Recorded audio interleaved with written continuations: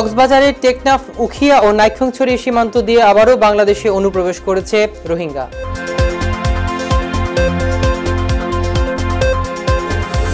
খুলনায় মহানবী হযরত মুহাম্মদ সাল্লাল্লাহু আলাইহি ওয়াসাল্লামকে নিয়ে কটূক্তিকারীর দৃষ্টান্তমূলক শাস্তির দাবিতে র্যালি ও মানববন্ধন অনুষ্ঠিত হয়েছে।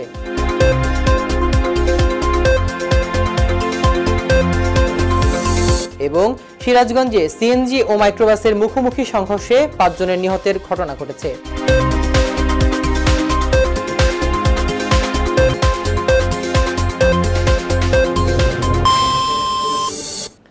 আসসালামু আলাইকুম দর্শক, এতক্ষণ দেখছিলেন জেলা সংবাদের সংবাদ শিরোনাম, সাথে রয়েছি আমি মাহমুদুর রহমান সিয়াম। এবারে যাচ্ছি বিস্তারিত সংবাদে।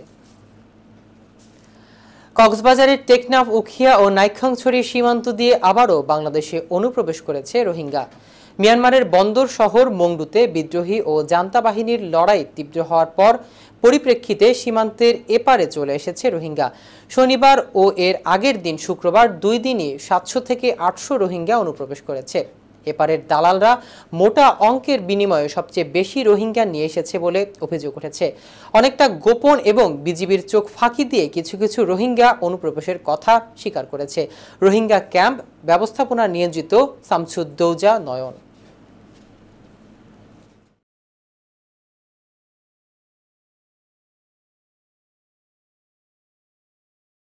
মানুষ মরে যার আর মগবাগি নিয়ে লাগিয়েছে, মগবাগি নিয়ে আসে, মগবাগি মোর টঙ্গি ধরে ধরে লয়ে যাবে দুম মারি যে আন মালা হোক যে দিয়ে তো মেনে ফিরে মারলি ওদের তারা মারে তো কি আর ডরে নিয়ে তুই না সব যে তো ঠিয়ানা যে হিসাবে আইও না পারে তো এখন জানো হারা করে তারা বেশি কষ্ট মাদা আছে তারা মন্ডু গিয়ে দিয়ে হেরিয়ে যখন তাই না পারে জানলাম বাসাবালা বলে ওরা আরা এনে দেয়। 5 জন দিলে বার থাকে তোর 5 জন করবান দি এখন যদি আরো 5 জন আসে গেলে করি আর মারি বলে তারা চলাই বেশি। কারণ আমরা রোহিঙ্গা চাই না। এই রোহিঙ্গাদের যে রণক্ষেত্র, রোহিঙ্গাদের সন্ত্রাসী কর্মকাণ্ড খুব দ্রুত আমি সরকারের কাছে আবেদন জানাবো বন্ধ করার জন্য। সিরাজগঞ্জে সিএনজি ও মাইক্রোবাসের মুখোমুখি সংঘর্ষে 5 জন নিহত হওয়ার ঘটনা ঘটেছে। রবিবার এই দুর্ঘটনায় নিহত হয় রায়গঞ্জের রাশেদুল ইসলাম, তারাস উপজেলার নুরুজ্জামান সহ আরও 3 জন। এলাকাবাসী জানান, মাইক্রোবাস ও সিএনজির মুখোমুখি সংঘর্ষে সিএনজি চালক সহ ঘটনাস্থলেই 3 জন মারা যায়। এ বিষয়ে কামারখন্দ থানায় অফিসার ইনচার্জ রেজাউল ইসলাম জানান, হাসপাতালে চিকিৎসাধীন অবস্থায় আরও 2 জনের মৃত্যু হয়েছে।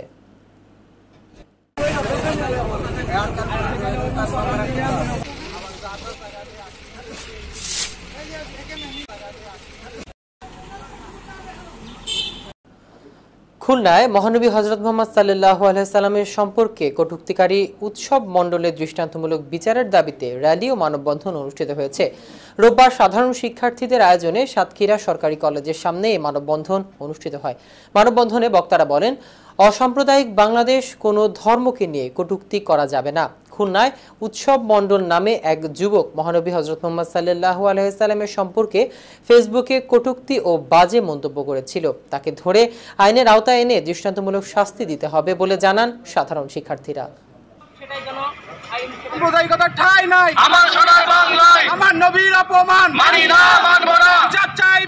সকল শিক্ষার্থীদের নিয়ে যে মানববন্ধন করেছি, মানববন্ধনের আমাদের একটাই দাবি যে আমাদের উৎসব মণ্ডলের সর্বোচ্চ বিচারের দাবিতে আমরা এটি দাঁড়িয়েছি এবং আমাদের উস্কানিমূলক বক্তব্য দিয়ে সারা বাংলাদেশের মুসলিম উম্মাহকে আঘাত করছে এবং এটা আমরা কখনোই চাই না যে মানববন্ধনের আয়োজন করা হয়েছে। আমাকে শ্রদ্ধা সম্মান করি, এজন্য আমরা কেউ কারো ধর্ম নিয়ে হস্তক্ষেপ করব না। টাঙ্গাইলের ঘাটাইলে পিকআপ ভ্যান ও মোটরসাইকেলের সংঘর্ষে 3 মোটরসাইকেল আরোহী গুরুতর আহত হওয়ার ঘটনা ঘটেছে। রবিবার ঢাকা ময়মনসিংহ মহাসড়কে এই ঘটনা ঘটে। আহতদের নিকটস্থ উপজেলা স্বাস্থ্য কমপ্লেক্সে নিয়ে গেলে ঢাকা, টাঙ্গাইল ও ময়মনসিংহ 3 মেডিকেল হাসপাতালে 3 জনকে প্রেরণ করা হয়। আহতরা হলেন জীবন, মুন ও নয়ন। জানা যায়, আহতরা ঘাটাইল ক্যান্টনমেন্ট পাবলিক কলেজে ইন্টারমিডিয়েটের 2য় বর্ষের শিক্ষার্থী।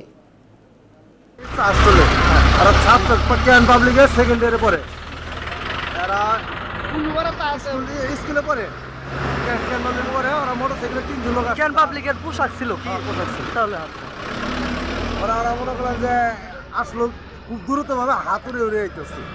আসার পরে আমি দোকানে গেছি, দোকানে বসার পরে আমার মেয়ে আবার স্কুলের শহীদ কেটে পরে ও যাচ্ছে আব্বু অ্যাক্সিডেন্ট ভাই না আমরা বেরিয়ে দিল না, আমি জানি আটকে আসছিলাম।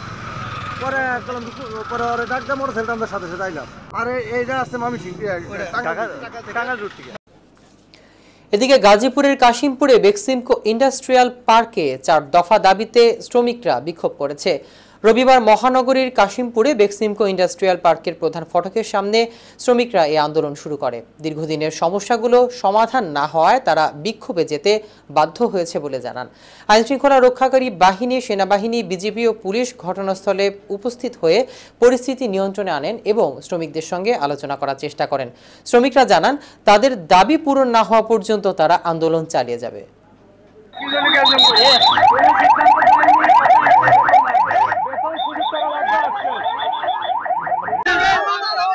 আমাদের শ্রমিক ভাইদের কাউকে যদি কোনো ভাবে গালাগালি করা হোক, অন্যায় করে, সে যেই হোক তাকে ছাড় দেওয়া যাবে না। বাঙালিরা বন্ধ করে দিচ্ছে, কিন্তু আমাদের 3 মাস ধরে কিস্তিতে বেতন দেয়, প্রথম বেসিক দেয়, তারপরে 21-22 তারিখ আমরা অসুস্থ তো মানে না। ওরা আমাদের শুক্রবার নাই, শনিবার নাই, অফ ডে নাই, সব দিবসে সব দিনে আমাদের ডিউটি করে নাই, কিন্তু ওরা আমাদের বেতন ঠিক মতো দেয় না।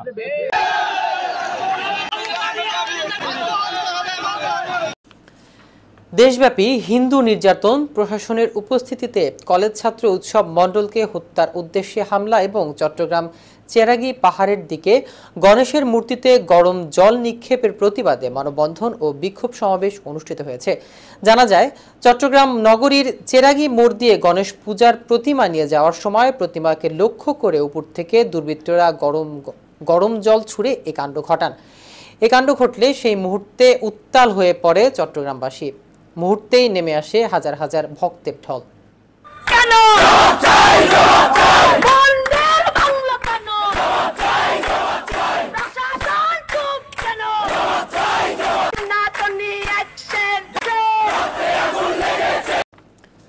সমৃদ্ধ বাংলাদেশ গড়তে ছাত্র শিবিরের নেতা কর্মীরা রাজপথে সাহসী ভূমিকা রাখতে সর্বদা প্রস্তুত বলে মন্তব্য করেছেন বাংলাদেশ ইসলামী ছাত্র শিবিরের কেন্দ্রীয় সভাপতি মঞ্জুরুল ইসলাম।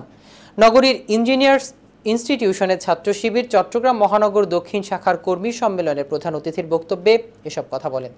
মহানগর সভাপতি শহীদুল ইসলামের সভাপতিত্বে এবং সেক্রেটারি ইলিয়াস শাহরিয়ার পরিচালনায় কর্মী সম্মেলনের প্রধান বক্তা হিসেবে উপস্থিত ছিলেন ইসলামী ছাত্র শিবিরের সাবেক কেন্দ্রীয় সভাপতি রাজিবুর রহমান।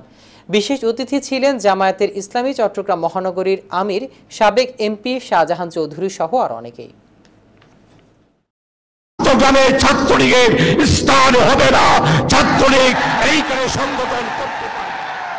মুজিব, আপনি বাংলাদেশের মানুষকে স্বাধীনতার ঘোষণাকে অসমাপ্ত রেখে পশ্চিমা সেনাবাহিনীদের হাতে গ্রেপ্তার হয়ে পশ্চিম পাকিস্তানে নিরাপদে কারাগারে ছিলেন। শেখ হাসিনা, আপনি 2500 টাকা করে বেতন নিয়ে পাকিস্তানি সেনাবাহিনীদের সহায়তায় আপনি মুক্তিযোদ্ধা তো করেন নাই, বরং আরাম আয়সে জীবন কাটিয়েছেন। তাই আজকে বলতে চাই, আওয়ামী লীগ মুক্তিযোদ্ধার সংগঠন নয়।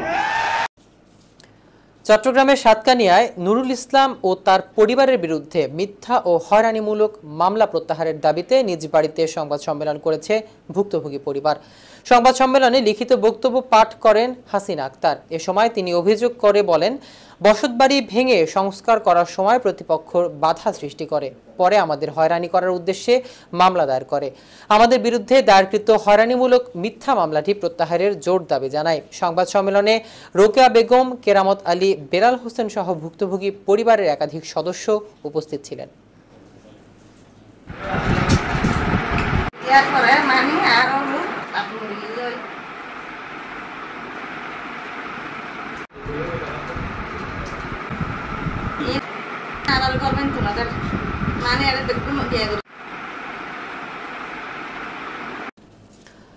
চট্টগ্রামের সাতকানিয়ায় আওয়ামী লীগ নেতা আমির হোসেন এবং মেম্বার আব্দুল গফুর মুক্তারের বিরুদ্ধে রাস্তা দখল ও হামলা শাস্তির দাবিতে মানববন্ধন করেছে এলাকাবাসী।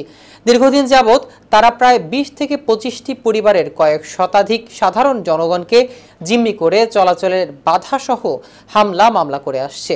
এলাকাবাসীরা জানান, দীর্ঘ ২০ বছরের পুরনো রাস্তাটি রেলওয়ে কর্তৃপক্ষ এলাকাবাসী চলাচলের সুবিধার্থে নতুন করে তৈরি করে দেয়। এরপর থেকেই রাস্তাটি জোরপূর্বক বন্ধসহ এলাকাবাসীর উপর সন্ত্রাসী দিয়ে হামলা চালায়। এলাকাবাসী এর সুষ্ঠু বিচারের দাবি করেন। আমাদের কোনো গতি নাই, আমাদের রাস্তা একটা আমাদের আমরা না হলে মৃত্যু না হলে রাস্তা আমরা কিভাবে চলাফেরা করবো? এটা হচ্ছে যায় নেতা সরকারি রাস্তা, দেখেন আপনারা ওদিকেও রাস্তা কাছে সারা ঢুকাইছে, সরকার এদিকেও ঢুকাইছে। এটা আমরা রেলকে অনেক অনুরোধ করি, অনেক কষ্ট করি রাস্তাটা আমাদের ওদেরকে মানে করি আমরা রাস্তাটা একটু চিহ্ন করে রাখছি। আমরা হাঁটা চলার সময় ওরা কিছুদিন পর আসে কি করে, কিছুক্ষণ পর কাত্তা করে দিয়ে আবার নাহলে শুরু নিয়ে আমাদেরকে হামলা করে। দেখেন আমাদের বাসায় গিয়ে গ্লাস ভাঙিয়ে দিছে। আগে একটু ভেজাল হয়েছিল, এরপরে থানার পুলিশ সেনাবাহিনী ওই গ্রামের মেম্বারকে মেনারা ছাত্র জনতার গণ আন্দোলনে গণহত্যার বিচারের দাবিতে রংপুরের পীরগঞ্জে ইসলামী আন্দোলন বাংলাদেশ গণসমাবেশ অনুষ্ঠিত হয়েছে।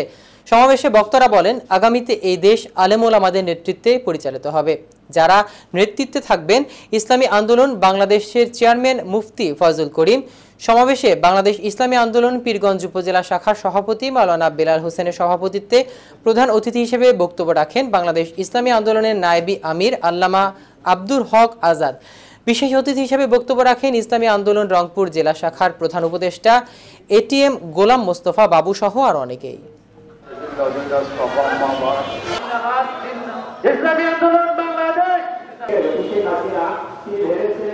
সমাবেশের মধ্যমণি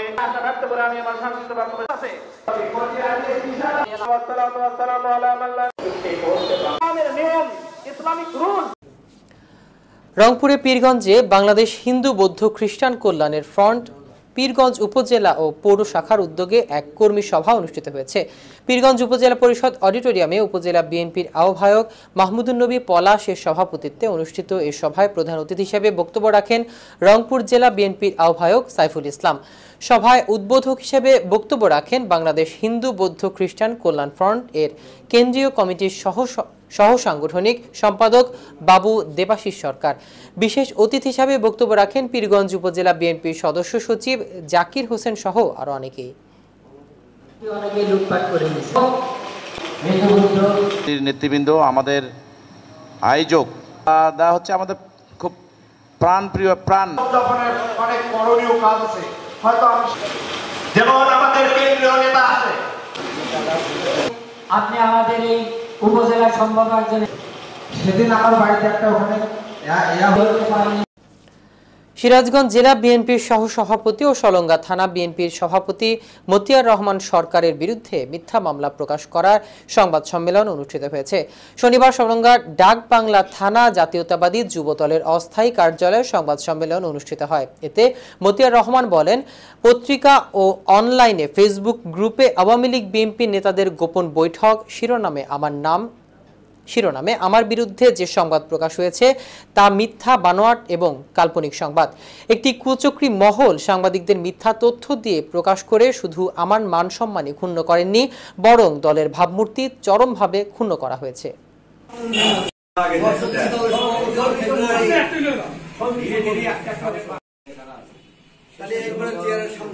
আমি দেখলাম গত 4 আগস্ট একটা মিথ্যা সংবাদ প্রচার করা হয়েছে। গত 27 জুলাই আমি রয়্যাল রূপালী হোটেলে আওয়ামী লীগের সাথে একটি বৈঠক করেছি। এই বৈঠকটা করার কথা বলেছে, আরও কয়েকটা পত্রিকায় এই নিউজ আসছে। আমি দুঃখের সাথে বলতে চাই, 27 আগস্ট আমার কোনো বৈঠক হয় নাই। 6 তারিখ থেকে যখন জেলখানা থেকে বের হয়েছি, 7 তারিখ থেকে সকল যুবদল, ছাত্রদল, বিএনপিকে নিয়ে সকল সময় এই সলঙ্গার মাটিতে কাজ করেছি। এবার অগ্রণী ব্যাংকে নিয়োগ দিল সরকার। অগ্রণী ব্যাংকের ব্যবস্থাপনা পরিচালক ও চেয়ারম্যান সৈয়দ আবু নাসের বখতিয়ার আহমেদকে। তিনি প্রায় 14 বছর আগে একই ব্যাংকের ব্যবস্থাপনা পরিচালক ছিলেন। আবার সরকার একই ব্যাংকে তাকে মনোনীত করেছেন এবং চেয়ারম্যান হিসেবে রেখেছেন। যেহেতু 10-এ আমি রিটায়ার করে গিয়েছিলাম, ঢুকে যে ফিলিংসটা এটা হলো, হ্যাঁ, দেশের জন্য, দশের জন্য, আমাদের সবার জন্য একটা ভালো সিস্টেম যাতে দিয়ে যেতে পারি, এইটাই আমার প্রধান লক্ষ্য, যেটা আমাদের উজ্জীবিত করেছে এই গণজাগরণ। সেখান থেকে আমি বলতে পারি আমরা ওই পুরনো ধাঁচে থাকবো না, নতুন কিছু দিয়ে যাতে দেশ এবং দশের উন্নতি হয়, প্রোগ্রেস হয়, সেদিকে আমার ধাবিত হতে চাই। এখানে যে অবস্থায় ছেড়ে গেছিলাম ব্যাংকটা, 2009-এর ব্যালেন্স শিট দেখলে যেটা আসবে, মার্চ পর্যন্ত আমি ছিলাম, 2010 পর্যন্ত। এখন কিন্তু এবারে 2023-এর ব্যালেন্স শিট দেখে আমার মনে কিন্তু কষ্ট হয়েছে কিছুটা। হয়তো আপনারা দেখেছেন যে এখন অ্যাসোসিয়েশনের লোকরা এসে মিট করছে।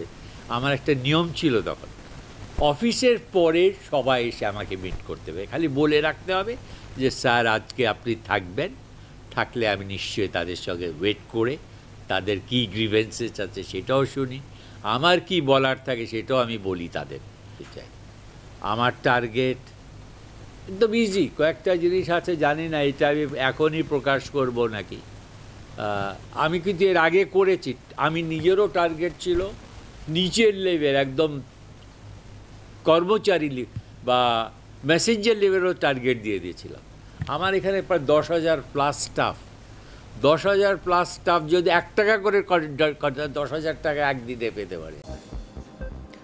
দর্শক, এই ছিল রাতের জেলা সংবাদ। নিত্য নতুন সকল আপডেট পেতে ফলো করুন আমাদের ফেসবুক পেজ ও সাবস্ক্রাইব করুন আমাদের ইউটিউব চ্যানেল। সর্বশেষ আপডেট পেতে ভিজিট করুন আমাদের ওয়েবসাইট www.news21bangla.tv-তে। এতক্ষণ আমাদের সাথে থাকার জন্য অসংখ্য ধন্যবাদ। আসসালামু আলাইকুম।